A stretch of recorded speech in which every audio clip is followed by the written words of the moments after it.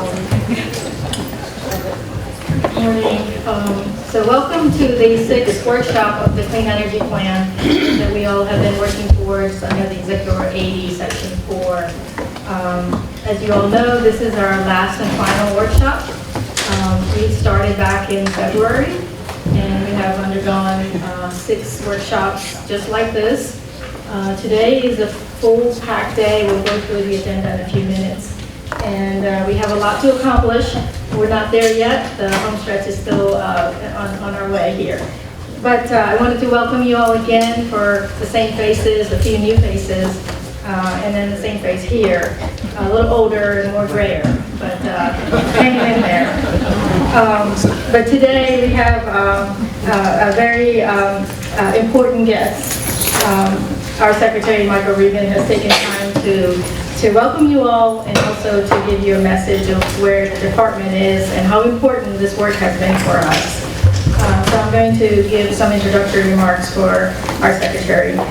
Governor Roy Cooper appointed Michael S. Regan the Secretary of the North Carolina Department of Environmental Quality in January 2017. Secretary Regan took over the leadership of the state's environmental agency after spending 18 years working on environmental regulatory and advocacy initiatives. He served in numerous leadership roles for the Environmental Defense Fund, and he also spent a decade with the EPA working in the air quality and energy programs, both for the Clinton and the Bush administrations. Secretary Regan served as an EPA National Program Manager, designing programs aimed at reducing pollution and finding market-based solutions to improve energy efficiency and overcome climate-related challenges. He has served on a number of boards and commissions focused on environmental issues, including the UNC School of Law, Center for Climate, Energy, Environment, and Economics, and the North Carolina Energy Policy Council. He's a native of Goldsboro and lives with his family in Raleigh. Please join me in welcoming Michael S. Regan.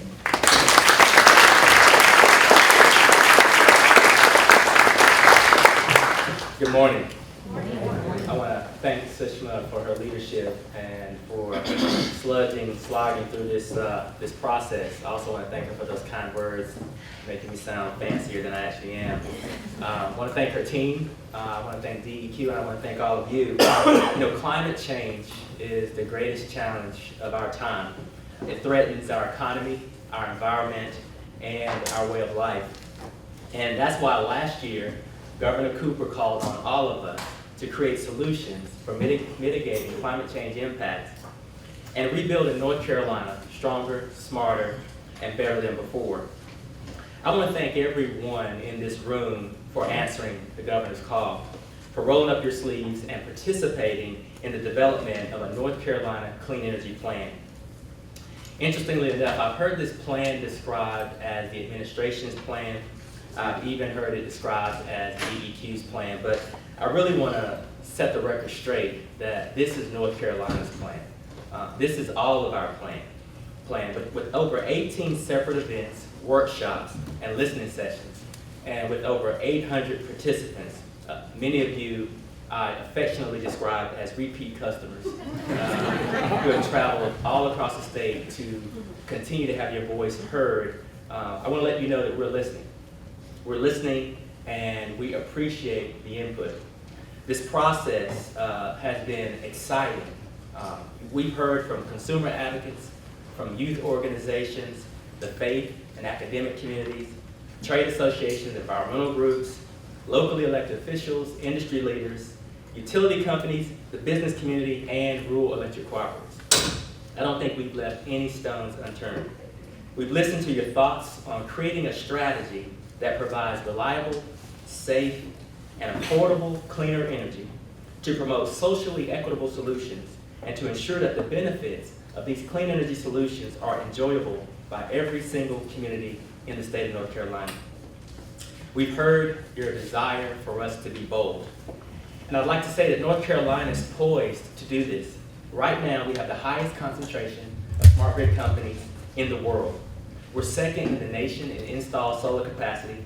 We're the capital for data analytics. And there are nearly 1,000 clean energy companies in the state of North Carolina right now generating over $6.4 billion in annual revenue for our state. That's where the market is today. And by the way, disruption is okay. Disruption is the new normal. We must learn to embrace it.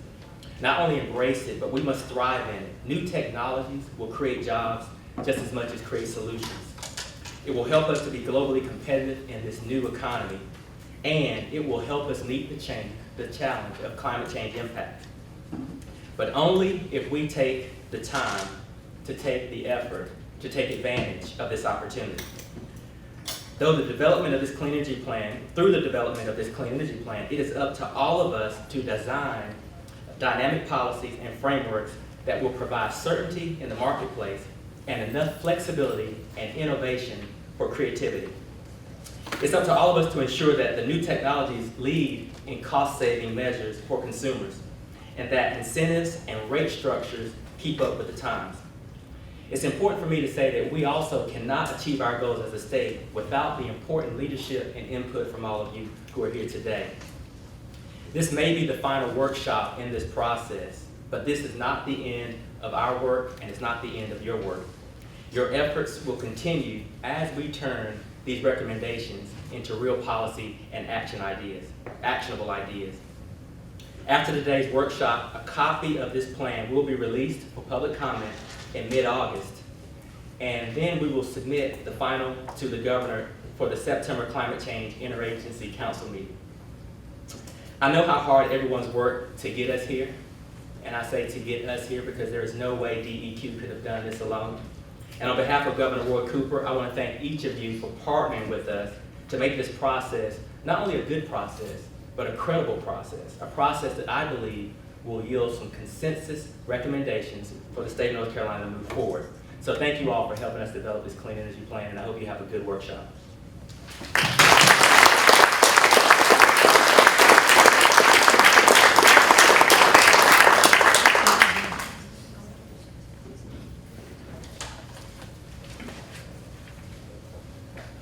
Thank you, Secretary Regan. Thank you. Okay, so we'll get started. We have a busy day. Roll up your sleeves and, put off your phones, and we'll do our best to keep this on time. As you recall, I'm going to do a little overview of where we are at. Last workshop, we prioritized recommendations. When we call recommendations, these are policy and program recommendations related to two strategic areas. One was the utility incentives and comprehensive system planning. This consisted of the 3 focus groups whose memos were prepared, and out of that, the 25 or so recommendations were prioritized down to about 12. We have shared this with our management, with the governor's office, and we've been talking about it since then. Another strategy area that we focused on last workshop was the equitable access and just transition. And again, we went through the prioritization exercises for all those recommendations that came out of that work group. Today, we're going to focus on the remaining 2 strategy areas. One is called carbon reduction and resilience recommendations, and the second is customer choice and economic development. Both of these combine, I think, 5 to 6 different focus areas. I don't have a slide, but just FYI, the carbon reduction addresses both mitigation-related strategies, some that are policy-oriented, some that are more unique in nature, and then resiliency-related strategies. The customer choice and economic development relates to increasing access to renewable energy and clean energy resources to customers, as well as facilitating interconnection of DERs and compensating those resources for the value added to the grid. And then finally, the economic development opportunities associated with clean energy resources. So today, you're going to be looking at recommendations associated with that whole 2 buckets. And so with that, I'm going to pass this morning to Leah from RMI and her team.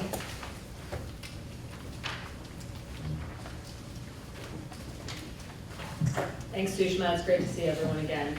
And it's great to be here at our final workshop. So as the Secretary remarked, this has been a really important but not necessarily easy collaborative effort. So where we are with today's agenda. So given the arc of the workshop, today we're going to be focusing on prioritizing recommendations for two things, specifically the customer choice and economic development strategies, and then also the carbon reduction and resilience strategies and recommendations. All right. Then we have some time this afternoon where we're going to be sharing and discussing some of the other related efforts that are happening in the state that can inform the development of the Clean Energy Plan. And we also specifically are going to have a presentation and then solicit some feedback on the energy efficiency recommendations, which I think, as you all recall, there was a sort of parallel but complementary effort specifically focused on energy efficiency that's been happening as we've been having our collaboration on the state clean energy plan. So these are our objectives for today. Is this the meeting you thought you were coming to? All right, good. Okay, our agenda. So we've had opening remarks. We're going to cover our ground rules and make sure folks are familiar with the agenda and the schedule we're going to follow for the day. And then we're going to start moving into our activities very quickly. So we have our first activity on prioritizing the criteria for the various recommendations. This is your kind of reminder / warning that if you did not pick up the worksheets that were here at the beginning of the room, you're going to want those. So we'll perhaps give everyone a second chance if you didn't grab those worksheets. And then we'll do a prioritization of customer choice and economic development recommendations. So if you were here at the meeting in June, the format's going to feel very similar. So we're going to use a similar process to allow you to sort of individually reflect on how you're prioritizing these different recommendations, and then to sort of manage the wisdom of the crowd, so to speak, to do a second prioritization. And then we'll actually do an activity to sort of build out those recommendations. There will be a break, we promise. And then we'll have this activity where we work together to sort of flesh out these prioritized recommendations on customer choice and economic development. Then we'll have lunch. Then when we come back, we'll do a prioritization on the carbon reduction and resilience recommendations. All right. We'll have some discussion and reflection on the energy efficiency working group findings and recommendations, as well as a short presentation about some parallel efforts, some other related efforts that have been happening in the state. And then after those presentations, we will take some time to look at what were the identified priorities for carbon reduction and resilience, and we'll have our working groups on those recommendations. We'll have a little bit of reflection and discussion of next steps at the end, and that will be our day. Are there any questions about our agenda today? All right. As I said, this should feel, if you were here in June, this should feel familiar to what we did in June. All right. As always, reminder to folks, especially if we have anyone who's new or joining us for the first time today, that we encourage the group to consider these ground rules so that we can do our best work together, given the precious opportunity we have to be in person and the small amount of time we have to do this work together in person. So please try to be present, all right? So try to stay off the cell phones and the laptops. We recognize that the world does continue to move on around us, and so if you have to take a call or respond to an email, please just step out of the room so that it doesn't become a distraction to the work of the other participants. And then please continue to kind of be mindful of the democracy of time and think about how much you're contributing relative to other participants, all right? If you find that you're not hearing certain voices, help invite them into the conversation, all right? If you recognize that perhaps you're contributing a little bit more relative to your collaborators here, think about stepping back and perhaps welcoming someone else to share a new or different perspective. Does anyone have any question about these ground rules? Can everyone sort of give me the head nod that we can work with these today? Awesome.